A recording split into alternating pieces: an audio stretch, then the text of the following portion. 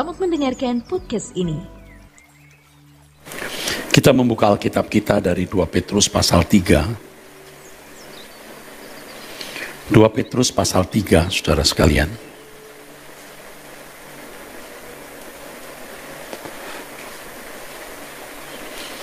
Kita mulai dari ayat 1. Perikop ini berbicara mengenai akhir zaman. Peringatan Tuhan di akhir zaman. Saya mengingatkan kepada saudara bahwa apa yang kita baca ini memang tulisan Rasul Petrus. Tetapi sesuai dengan apa yang firman Tuhan katakan, apa yang ditulis di dalam Alkitab ini ilham roh. Jadi apa yang ditulis di dalam Alkitab memiliki akurasi, ketepatan yang pasti sempurna.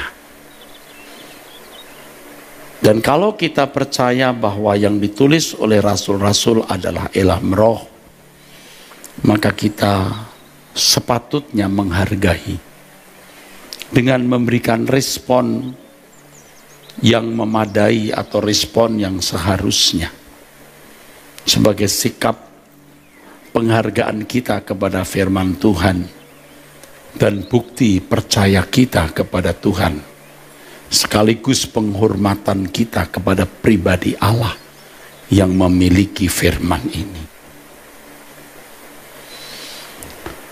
Saudara-saudara yang kekasih, ini sudah surat yang kedua yang kutulis kepadamu. Memang ini surat yang kedua dari dari Petrus. Ini memang surat yang kedua dari Rasul Petrus. Di dalam kedua surat itu aku berusaha menghidupkan pengertian yang murni oleh peringatan. Kata menghidupkan pengertian di sini penting. Sebab hal ini mengisyaratkan bahwa pengertian seseorang bisa padam, bisa mati, bisa buta.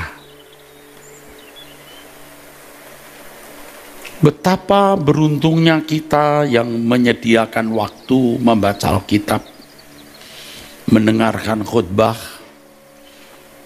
dari hamba-hamba Tuhan yang memang benar-benar diberi hikmat oleh Tuhan untuk menyampaikan firman Tuhan.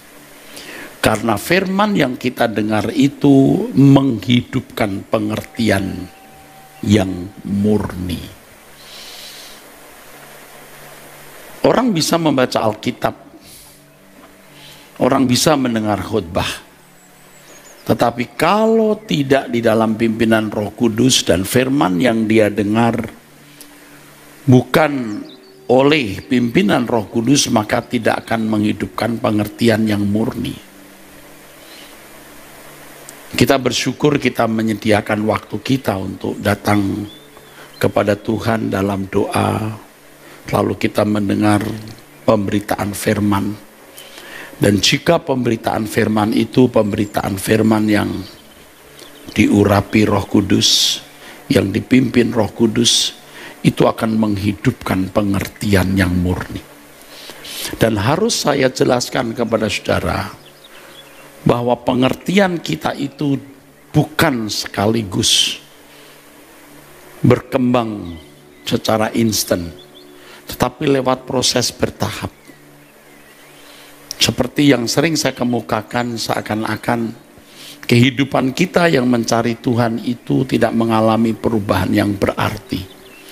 Tetapi lewat proses panjang ketekunan yang kita lakukan dalam waktu sekian tahun baru kita bisa benar-benar melihat perbedaannya. Tanpa kita sadari pemberitaan firman Tuhan yang benar itu memuat peringatan-peringatan. Entah saudara sadar atau tidak, kita sering mendengar peringatan-peringatan itu. Apakah bicara mengenai waktu kita yang singkat, mengenai kekekalan yang dahsyat, mengenai mengerikannya terpisah dari hadirat Allah, mengenai kuasa kegelapan yang mengancam, Peringatan-peringatan tersebut menghidupkan pengertian yang murni. Dan pasti saudaraku, hidup kita tidak menjadi ceroboh. Sampai pada suatu saat saudara bisa melihat orang dan saudara bisa berkata, berani amat ya orang ini hidup tanpa mencari Tuhan. Berani amat ya orang ini hidup tanpa memperkarakan hidupnya dengan Tuhan. Walaupun tidak mau masuk neraka, tetapi mereka mengarahkan diri ke api kekal. Walaupun tentu tidak ada orang yang mau masuk neraka, tetapi mereka tidak mau memperkarakan hidupnya dengan Tuhan. Tidak memiliki pengertian yang murni, karena tidak pernah mendengar peringatan-peringatan. Ada duka cita di hati saya yang sulit saya terjemahkan, saudaraku. Yaitu adanya orang-orang yang berhenti mendengarkan khotbah saya. Saya bukan mau dikultuskan, saudaraku. Saya bukan mau dihargai, dihormati. Tetapi saya mengerti bahwa apa yang saya sampaikan, bahwa apa yang saya sampaikan itu peringatan-peringatan yang menghidupkan pengertian yang murni. Tentu saya berkaca kepada diri saya sendiri. Apakah pemberitaan firman yang saya sampaikan memberi pengertian yang murni kepada saya atau tidak? Ya, ini nanti terkait dengan kedatangan Tuhan, mengenai dahsyatnya langit dan bumi yang sekarang kita ada pada kita akan menjadi lautan api, saudara. Kegentaran kita terpisah dari hadirat Allah. Kegentaran kita merenungkan bagaimana dahsyatnya hari penghakiman dan kebinasaan orang-orang fasik. Kegentaran yang kita miliki hari ini seakan-akan kita sudah ada dalam suasana itu. Jadi menarik suasana hari penghakiman dan kebinasaan orang-orang fasik di dalam perenungan kita hari ini, dalam penghayatan kita hari ini tidak mudah, saudara.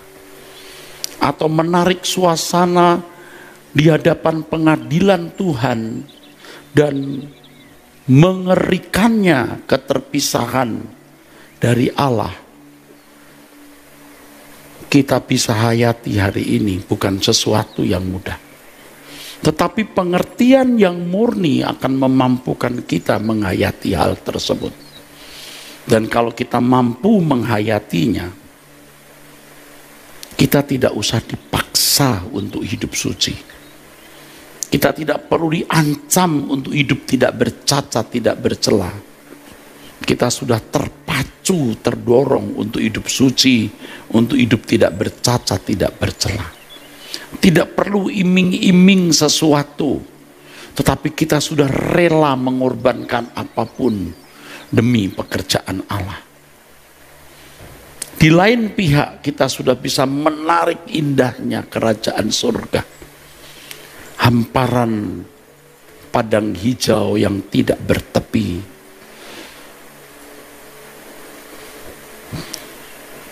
Pengertian yang murni.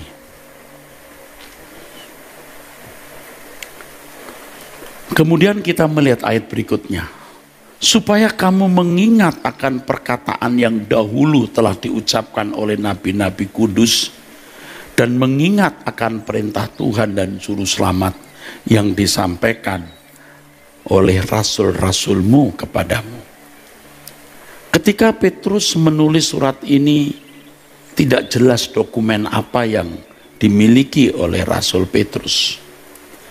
Tetapi pasti paling tidak ada dokumen lisan yang menjadi pengetahuan mereka, yang karenanya Petrus mengatakan, mengingat akan perkataan yang dahulu telah diucapkan oleh nabi-nabi kudus, dan mengingat akan perintah Tuhan dan juru selamat yang telah disampaikan oleh rasul-rasulmu kepadamu. Apa yang menjadi dokumen lisan yang Petrus pahami, Petrus ketahui, dan penerima surat ini juga pahami? Ini yang terutama harus kamu ketahui ialah bahwa pada hari-hari zaman akhir akan tampil pengecek-pengecek dengan ejekan-ejekan, yaitu orang-orang yang hidup menuruti hawa nafsunya. Kata mereka, di manakah janji tentang kedatangannya itu? Sebab sejak bapa-bapa leluhur kita meninggal, segala sesuatu tetap seperti semula pada waktu dunia diciptakan. Pengecek-pengecek ini bukan mengecek hanya dengan kata-kata, saudara, tetapi lebih kuat, yaitu dengan perbuatan. Sikap hidup, perilaku yang merupakan bentuk ejekan sekaligus pemberontakan, yang mengisyaratkan bahwa Tuhan tidak akan datang. Bahwa apa yang dikatakan nabi-nabi dan rasul-rasul yang meneruskan ucapan Tuhan dan juru selamat kita, Tuhan Yesus, itu omong kosong. Saudara tahu bahwa kalau dusta itu diucapkan terus-menerus, maka akan dalam tanda kutip dianggap atau diakui sebagai kebenaran. Kalau kita di Indonesia masih ada dalam suasana keberagamaan, saudaraku, agama A, agama B memiliki perbaraan atau api ibadah yang menyala, saudara, termasuk kekristenan. Tapi kalau kita menyaksikan asal kekristenan itu di daerah Palestina, lalu asal dari kekristenan di Indonesia yang merupakan sending atau misionaris atau utusan Injil dari Eropa, mereka sama sekali tidak memperdulikan apakah Tuhan Yesus akan datang atau tidak.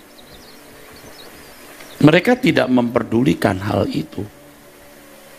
Benar-benar mereka tidak memiliki pengertian yang murni, karena sudah tidak ada lagi peringatan-peringatan.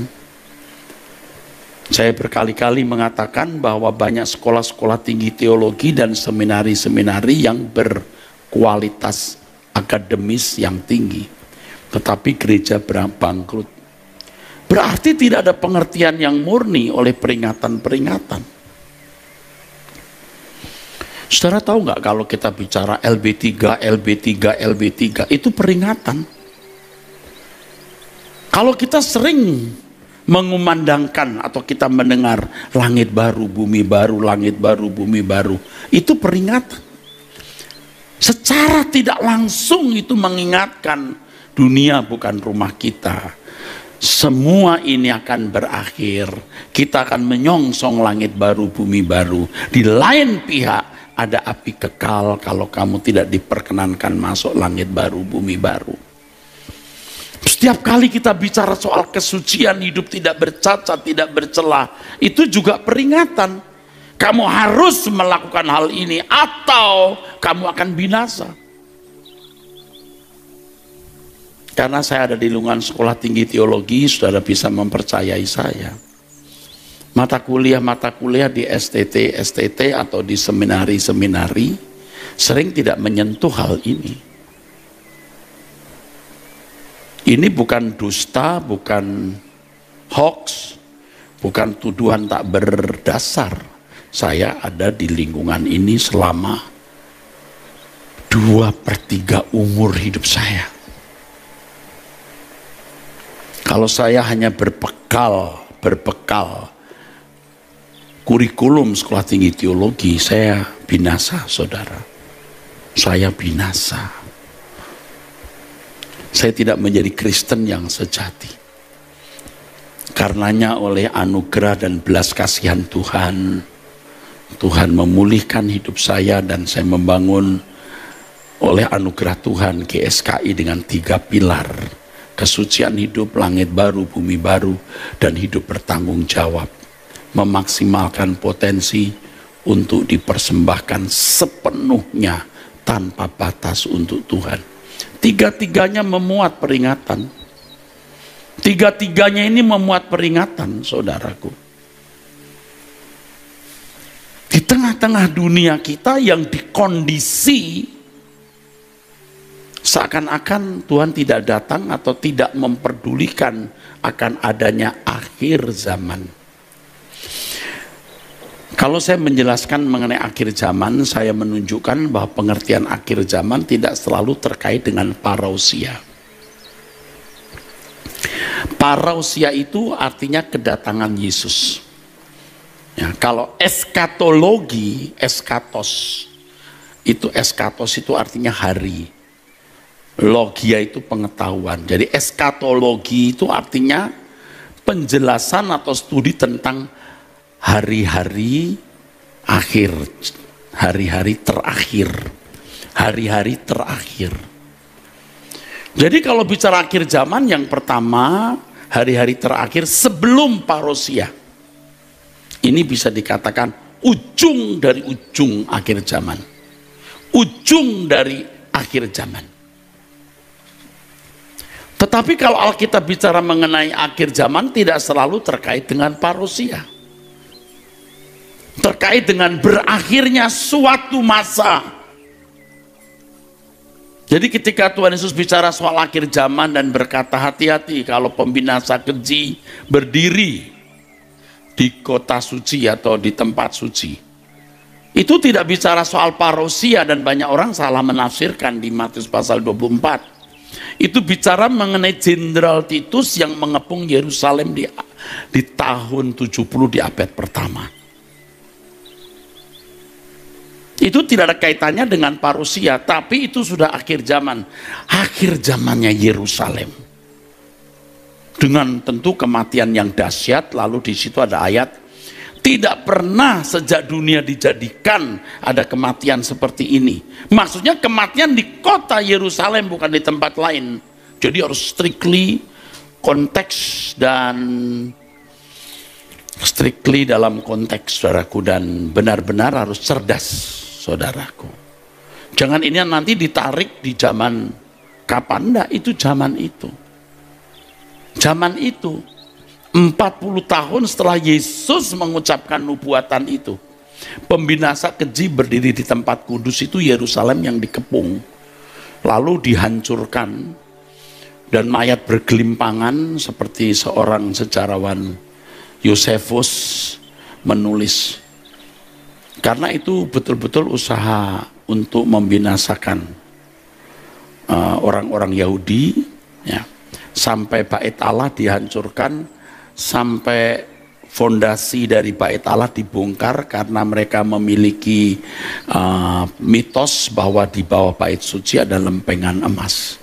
Maka Tuhan mengatakan tidak ada batu terletak di atas batu yang lain. Itu zaman itu, akhir zaman. Bukan akhir zaman parousia, tapi akhir zaman yang terkait dengan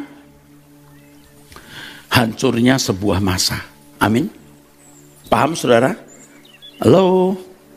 Paham ya? Kalau bicara akhir zaman bisa parousia, tapi juga berakhirnya suatu masa atau periode. Ini Anda harus mengerti benar, ya. Makanya kenapa di dalam Kisah Rasul pasal 2 ini benar-benar zaman akhir, ya, yang dikatakan Nabi Yoel. Itu 2000 tahun yang lalu, saudara. Itu baru awal dari sebuah perjalanan akhir zaman, belum ujung dari akhir zaman. Kayaknya Anda bingung lihat saya nih. Kisah Rasul pasal 2, saudaraku sekalian. Jadi di ayat 17, akan terjadi pada hari-hari terakhir, demikianlah firman Allah, bahwa aku akan mencurahkan rohku ke atas semua manusia, maka anak-anakmu laki-laki dan perempuan akan bernubuat dan seterusnya. Ini menunjuk nubuatan Nabi Yoel. Ini akhir zaman betul, tetapi tidak langsung terkait dengan parousia. Memang sejak Yesus sudah naik ke surga, itu mulai argo akhir zaman mulai berdetak, tek tek tek tek tek tek, sejak itu saudaraku. Ini akhir zaman pengertian kedua. Yang ketiga saya tambahkan, akhir zaman setiap individu. Akhir zaman setiap individu. Anda juga punya akhir zaman. Tidak usah nunggu kiamat, tidak usah menunggu parousia, tidak usah menunggu akhirnya satu masa. Anda punya secara pribadi memiliki akhir zaman. Saya harap saudara mengerti ini dan saudara menyimpannya di dalam hati, saudara supaya menjadi cerdas.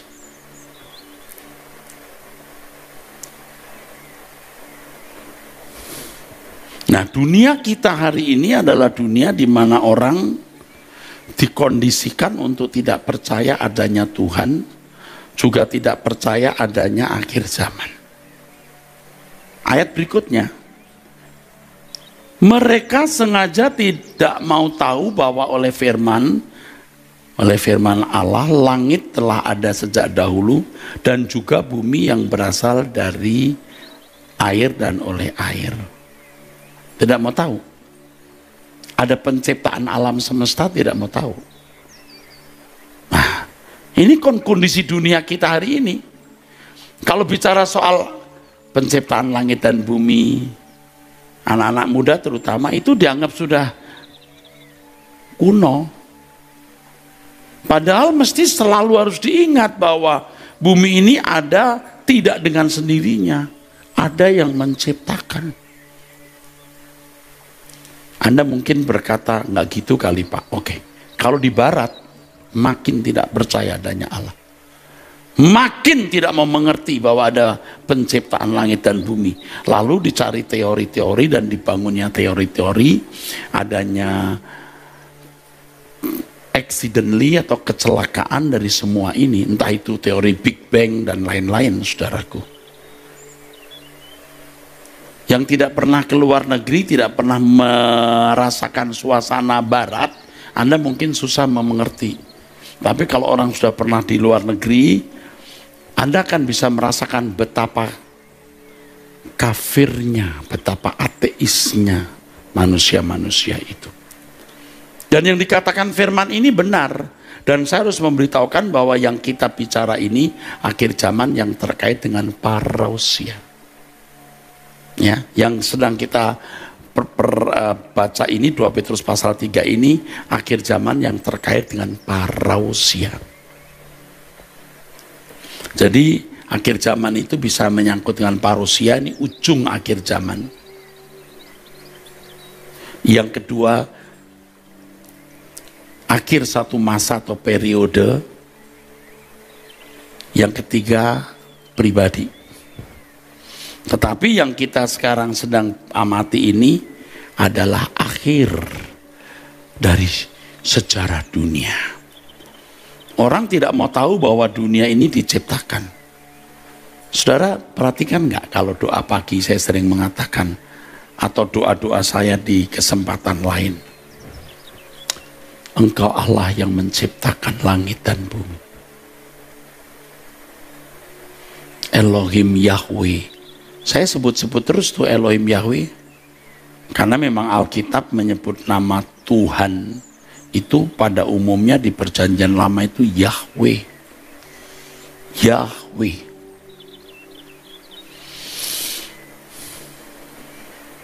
Yang menciptakan langit dan bumi. Mereka sengaja tidak mau tahu bahwa oleh firman Allah langit telah ada sejak dahulu dan juga bumi yang berasal dari air dan oleh air. Ini lihat akhir zaman ini. ujung akhir zaman itu begini nih saudara. Karena perilaku manusia mengisyaratkan dengan jelas dan tegas bahwa Allah tidak ada, kedatangannya tidak ada, maka menjadi kebenaran.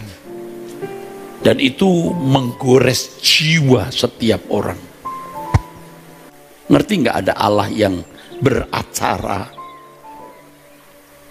Allah yang beracara. Ketika manusia hidup di dalam kejahatan, Kejadian pasal 6, hati Tuhan pilu, sangat berduka dan membinasakan. Jangan main-main.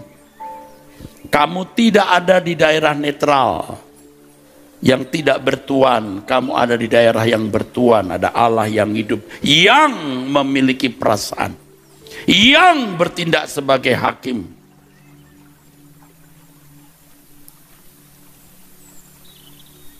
Makanya kita mesti takut akan Allah. Nggak gampang loh takut akan Allah. Saya pendeta, saya bisa tidak takut akan Allah.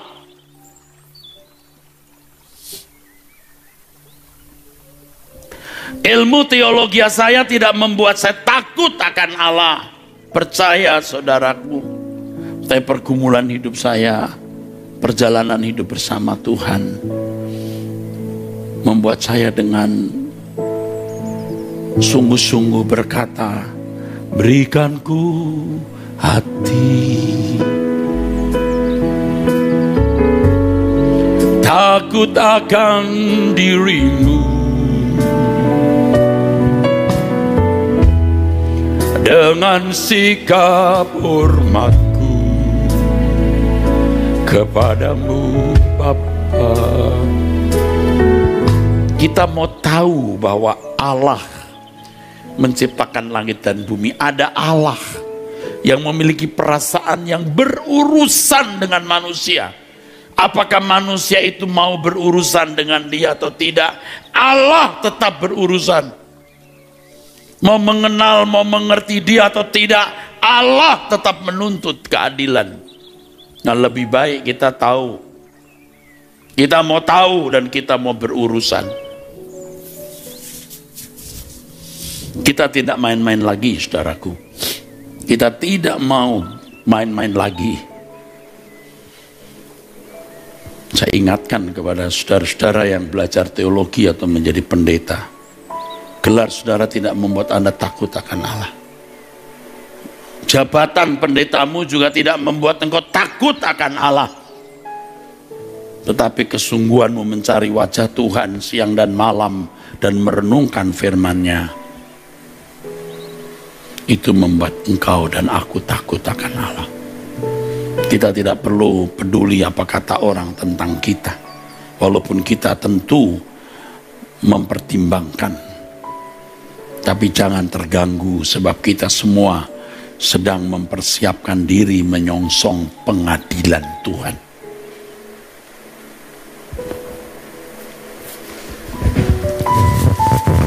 Bahwa oleh air itu bumi yang dahulu telah binasa dimusnahkan oleh air bah. Ini peringatan. Peringatan yang menghidupkan pengertian yang murni. Dan apa yang saya sampaikan ini peringatan yang kiranya bisa menghidupkan pengertianmu. Tetapi oleh firman itu juga langit dan bumi yang sekarang terpelihara. Tuhan memberikan pelangi dengan satu janji, aku tidak akan memusnahkan bumi dengan air bah lagi. Tetapi bukan berarti tidak ada perhitungan. Ada perhitungan. Bukan lagi dengan air bah, tetapi dengan api, dan disimpan untuk hari penghakiman dan kebinasaan orang-orang fasik. Jadi pelangi yang Tuhan taruh di atas untuk memberi peringatan kepada Nuh bahwa Allah tidak akan menghancurkan bumi dengan air bah, itu sekaligus peringatan bahwa akan ada api yang menghancurkan bumi. Air bah engkau bisa sembunyi di balik kapal, tapi kalau api engkau tidak bisa sembunyi di balik apapun. Jadi pelangi itu sebenarnya malah menjadi ancaman satu pihak. Satu pihak seakan-akan Allah berhenti dari menghukum manusia dengan air bah, tapi yang aspek yang lain bukan dengan air bah, dengan api. Itu ancaman, peringatan. Pelangi itu peringatan. Peringatan akan adanya hukuman, bukan hanya dengan air bah, tapi dengan api. Dulu kita kalau memahami pelangi yang dibuat Tuhan di atas, itu menunjukkan kasih sayang Allah kepada manusia. Tetapi ternyata di balik kasih sayangnya ada ancaman yang lebih mengerikan. Dulu kita tahunya hanya penghiburan, tidak akan ada hukuman lagi dengan air bah. Tapi sekarang kita dengan mata kedewasaan rohani, kita melihat ancaman yang mengerikan di balik pelangi itu. Kita beri tepuk tangan untuk kebenarannya.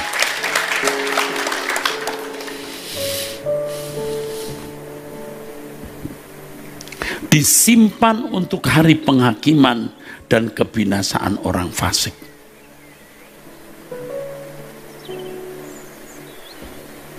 Ini mengerikan. Akan tetapi saudara-saudaraku yang kekasih, yang satu ini tidak boleh kamu lupa, yaitu bahwa di hadapan Tuhan satu hari sama 1000 tahun, dan 1000 tahun sama seperti satu hari. Ini banyak orang pusing memahami hal ini. Maksud ayat ini yang paling tepat adalah engkau tidak bisa membaca waktu Tuhan. Kamu tidak pernah tahu kapan Tuhan mengambil keputusan dan bertindak. Satu hari sama 1000 tahun. 1000 tahun sama seperti satu hari. Engkau berpikir, oh masih lama. Ternyata di depan. Engkau berkata, oh tinggal satu hari. Ternyata masih 1000. Makanya dikatakan bahwa kedatangan Tuhan seperti pencuri. Engkau tidak bisa memprediksi. Kita beri tepuk tangan untuk kebenarannya. Di hadapan Tuhan satu hari sama seperti 1000 tahun, dan 1000 tahun sama seperti satu hari. Paling tidak pengertian ini yang terkait dengan konteks yang saya jelaskan. Tuhan tidak lalai menepati janjinya sekalipun ada orang yang menganggapnya sebagai kelalaian. Ini kurang ajar ya. Orang yang menganggapnya sebagai suatu kelalaian itu kurang ajar. Dia pikir Tuhan bisa lupa. Ini kurang ajar. Maka mereka bisa mengejek Tuhan, mocking, mengejek Tuhan dengan perbuatan, menganggapnya sebagai kelalaian. Kurang ajar. Seakan-akan Tuhan bekerja tanpa rencana, tanpa planning. Ini kurang ajar. Padahal Tuhan sudah menetapkan harinya. Tuhan huruf besar Tuhan, Yahweh, Allah Bapa. Dan yang mulia Tuhan kita Yesus Kristus mengatakan, hanya Bapa yang tahu, anak juga tidak tahu. Tetapi Tuhan Allah sabar terhadap kamu, karena Ia mengendaki supaya jangan ada yang binasa, melainkan supaya semua orang berbalik dan bertobat. Tuhan bukan lalai, Bung, tapi Tuhan menunggu pertobatanmu.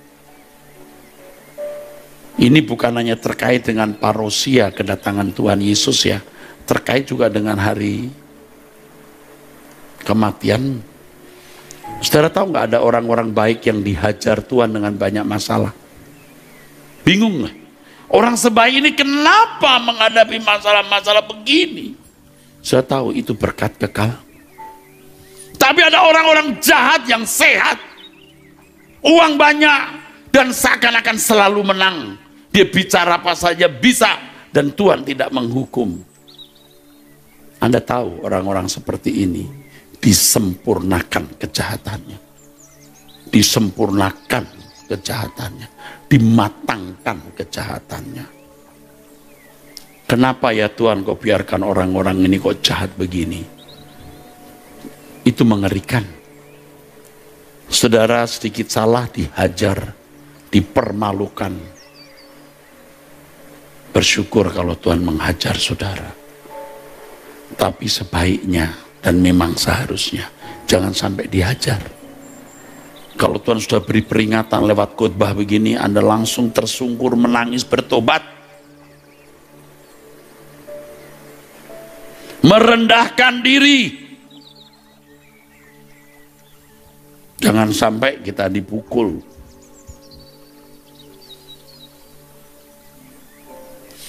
Tetapi hari Tuhan akan tiba seperti pencuri. Ya kan? Seperti yang tadi dikatakan bahwa 1000 tahun, bahwa 1 hari sama seperti 1000 tahun dan 1000 tahun sama seperti 1 hari. Jauh benar bedanya. 1 hari dengan 1000 tahun. Jauh banget. Itu nggak kebaca.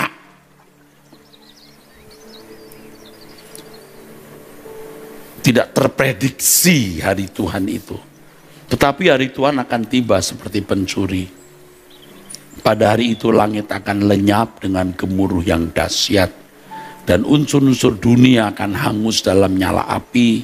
Dan bumi dan segala yang ada di atasnya akan hilang lenyap. Wow. Kalau kita bisa menarik suasana itu seakan-akan terjadi di depan mata kita.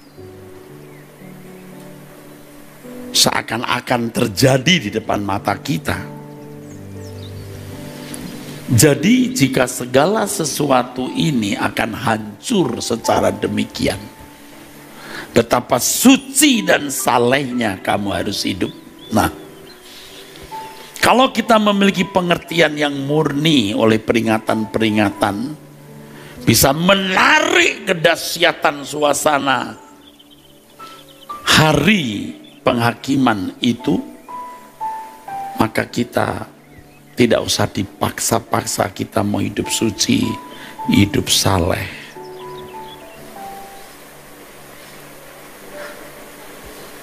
Masa yang indah ketika kita tidak memiliki tujuan lain dalam hidup ini selain menyukakan hati Allah untuk menjadi anak kesukaan Bapa. Tidak ada hal yang lebih indah. Kita buka mata pagi hari, kita sudah berkata, Tuhan, aku mau menjadi anak kesukaan-Mu. Dunia berguncang bagaimanapun, sekalipun dagingku dan hatiku habis lenyap dan gunung batuku tetaplah Allah selama-lamanya. Kalau belum ada banyak orang, paling tidak saudara, yang sedikit ini, yang di rumah, yang mendengarkan suara kebenaran.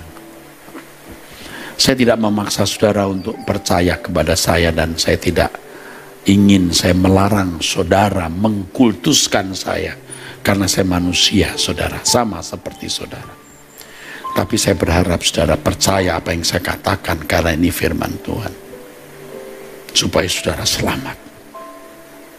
Dan kalau saudara bisa selamat, satu hari nanti saya baru bisa bermegah di hadapan Tuhan karena kelelahan saya, perjuangan saya tidak sia-sia.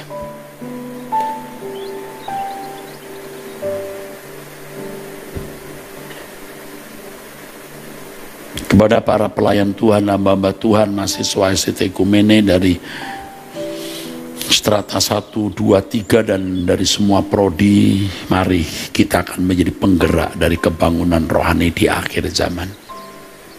Di akhir zaman. Dunia kita bergolak hebat dan kita tidak tahu apa yang akan terjadi nanti. Tapi yang jelas dunia akan hancur. Jadi jika segala sesuatu ini akan hancur secara demikian, betapa suci dan salehnya kamu harus hidup. Yaitu kamu yang menantikan. Karena kita hidup tak bercacat, tak bercela, kita menantikan Dan kita mempercepat kedatangan Allah karena kita menjadi orang-orang saleh yang menggenapi jumlah dari orang-orang istimewa yang Allah Bapa tentukan dan kuota yang Bapa tetapkan. Pada hari itu langit akan binasa dalam api dan unsur-unsur dunia akan hancur karena nyalanya. Tetapi sesuai dengan janji Tuhan. Jangan lihat manusia yang mengolok-olok Tuhan dengan perbuatan dan membangun kebenaran palsu. Kita yang menantikan dan mempercepat kedatangan hari Allah.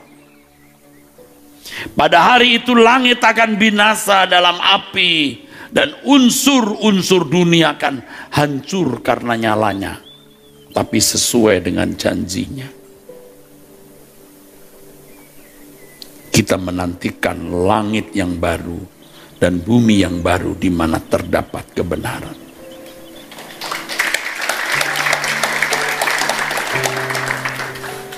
Ada orang yang bicara kepada saya lewat chatting. Mana ayatnya ada kata langit baru, bumi baru? Wah, ini orang non-Kristen atau orang Kristen? Ini pasti orang Kristen. Benar-benar bisa mencet saya dengan kalimat itu. Mana ayatnya ada langit baru, bumi baru? Buset, di kitab Wahyu jelas, di 2 Petrus 3 jelas. Saya kira tidak sedikit orang Kristen yang asing mendengar langit baru, bumi baru.